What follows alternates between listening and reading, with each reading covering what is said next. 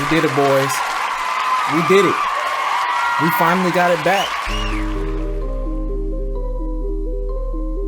This news today is hot off the press. So PlayStation just posted an article on PlayStation.blog, and I don't know if you've read it, but it goes as such. PlayStation Store on PS3 and PS Vita will continue operations. This is from Jim Ryan.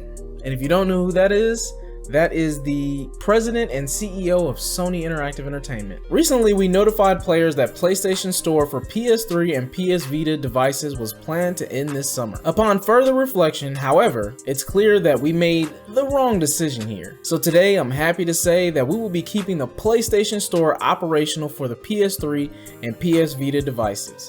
PSP Commerce functionality, unfortunately, will retire on July the 2nd, 2021 as planned. When we initially came to the decision to end purchasing support for PS3 and PS Vita, it was born out of numbers of factors, including commerce support challenges for older devices and the ability for us to focus more of our research on newer devices where a majority of our gamers are playing on. Translation: is not enough people playing on those devices to feel like we need to keep the stores open. But through enough backlash, we've decided to keep the stores open. I'm glad we can keep this piece of our history alive for gamers to enjoy while we continue to create cutting-edge new game worlds for PS4 and PS5 and the next generation of VR. Thank you for sharing your feedback with us. We're always listening and appreciate the support from our PlayStation community. Now, if you're unaware, there was an article that came out that PlayStation was going to be shutting down the PS3 and PS Vita stores, which would have affected a lot of people. First of all, in countries where they can't afford to spend $500-600 on the latest console, so they're still using the PS3 or the PS Vita, so those consumers would have been shut out, and also the developers who have developed technology still for those devices to this day. They might not be blockbuster titles, but they're at least things that people currently play, or stuff that, you know, developers still make money off of. I don't know why they would have decided to close those stores. Couldn't they have just consolidated their entire PlayStation Store into one location? I feel like this is going to be a big differentiator between them and Microsoft, because it seems like they were closing down abilities for people to play older titles while Microsoft was keeping that ability open. This isn't an article about Microsoft though. This is something directly from PlayStation blog saying that they've decided to listen to players and keep those stores open. This is a good thing for us, the people that still continue to use those devices, and this is also a good thing for the developers that still continue to build on those devices to give more players more options of what they can play in their countries. It's almost like since Jim Ryan became the CEO, you know, maybe gaming isn't their only focus as a company. I'm not talking about Sony specifically, I'm talking about the PlayStation division. I feel like maybe making money is bigger than the games, right?